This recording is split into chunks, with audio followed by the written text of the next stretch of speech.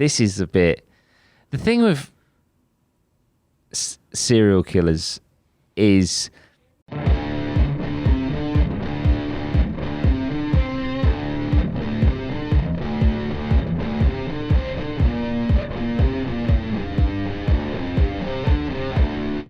But back to Sutcliffe when he was arrested, because he was sort of like, well, I don't think he was obviously of the most sane mind, but he was very contradictory on the stand because he tried to get off with diminished responsibility and stuff, and he used the defence that he was contacted, by voices in his head that he believed to be God whilst he was digging a grave, and he thought that some messages were coming from a gravestone nearby, and it was the word of God telling him to kill and rid the world of prostitutes.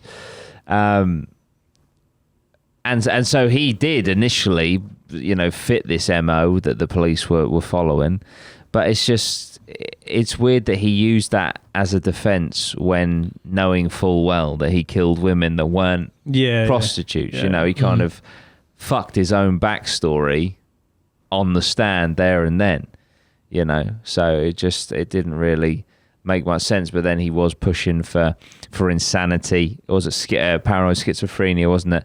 And it was theorized that he could be putting it on because his wife at the time had it, and so he would know the signs to fake it. And the thing with serial killers is, the lady in the documentary was like, it's disgusting that he was trying to get off on diminished responsibility on the, because of mental illness when he, if you're a serial killer, you are mentally ill. Yeah. There is I'm sorry, in my opinion, there is no other way around it. You are fucking mentally ill. Now, does that mean they should get off on diminished responsibility? No, not necessarily, not by a fucking long shot. I feel like there should be certain crimes that are committed due to mental illness. Fair enough, it's diminished responsibility. But if you're a fucking cold-hearted, evil serial killer, which has to be some form of mental illness. Yes, you are mentally ill, but I think that there should be special circumstances where you are acknowledged to be mentally ill because you're a fucking serial killer, but there shouldn't be any diminished responsibility. You see what I mean? There should be exceptions to the rule. Yeah. Rather than these very evil people, gunning for these mental illness cop-outs almost to get better treatment. I don't think that, do you see what I'm trying to say? Yeah, no, 100%. These people are mentally ill, but that doesn't mean they deserve a pass or an easier route. As well, this is just going to sound bad, but if you are mentally ill and you're in, say, Broadmoor for being mentally ill and you've killed somebody, and you're likely to do it again. Whether that's premeditated or not. So look, and to anyone who disagrees with this, let's just put it this way: if someone fucking, kills your family, your whole family, right, and they're mentally ill, you're not gonna let them off of it. No, I don't care who you are. Yeah, no. Yeah, you're still a murderer. That's what I'm saying. Yeah, there's no one out there. If this person comes and savages your family, for no reason at all because they're mentally ill. You're never going to give them a pass because they're mentally ill. It's like, they're mentally ill. There needs to be exception. Yeah, you should still be punished because 100%. Whether you meant to do it or not, if it's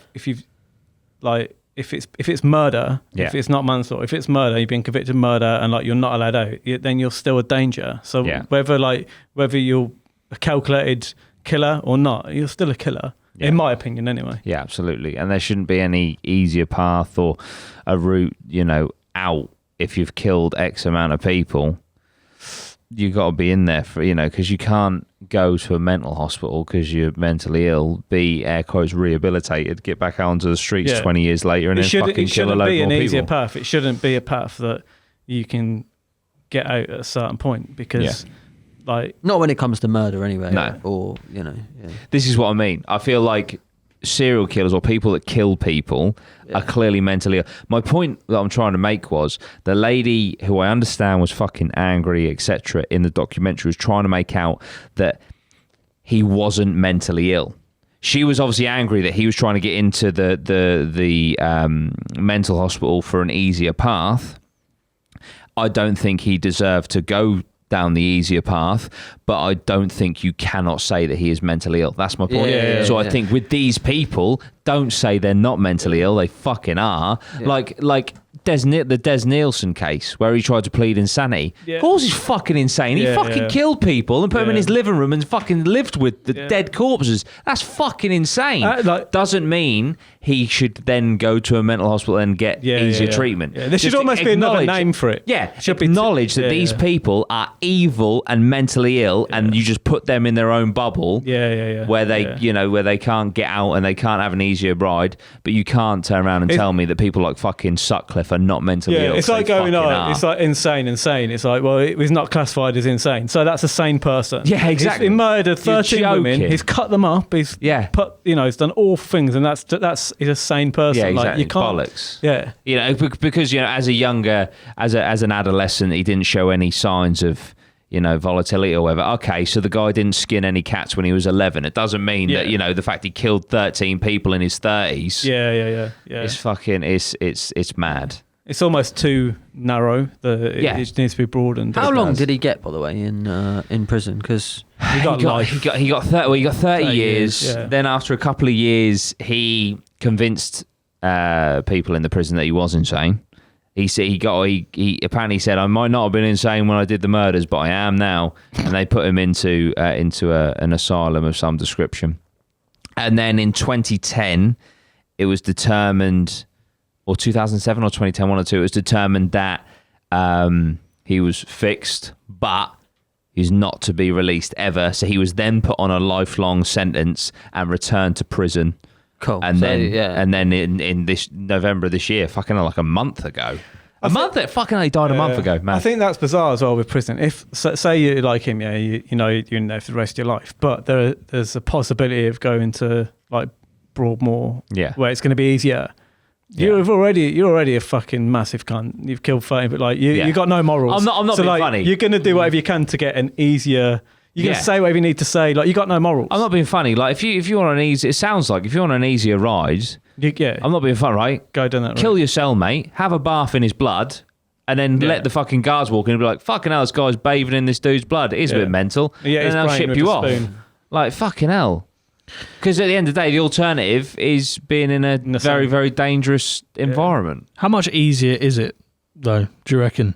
Because I feel I'd imagine it's still shit, but I think a lot of the people, obviously I'm just hypothesizing, but I'm pretty sure like a lot of the people around you are medicated, docile. You haven't got the like gang warfare shit in prison, and Because then again, some of the people that are probably in there, if it's put all them people in there that are fucking the absolute, then you don't want to go. Then you wouldn't want to go in there. Definitely wouldn't want to go in there, would you? Really? I feel like a lot of the time people mix like a mental hospital with a mental like institution for prisoners. Yeah, that's true. In that documentary, there was a couple of people who said, they didn't want him to go down that route because he'd have a more cushy life. He would have more visitation rights. He'd have TV freedom for TV. Like, who the fuck's going to visit him? Yeah, true. If he gets to watch like TV absolutely fucking drugged out of his face, what benefit is there to that? Yeah. And in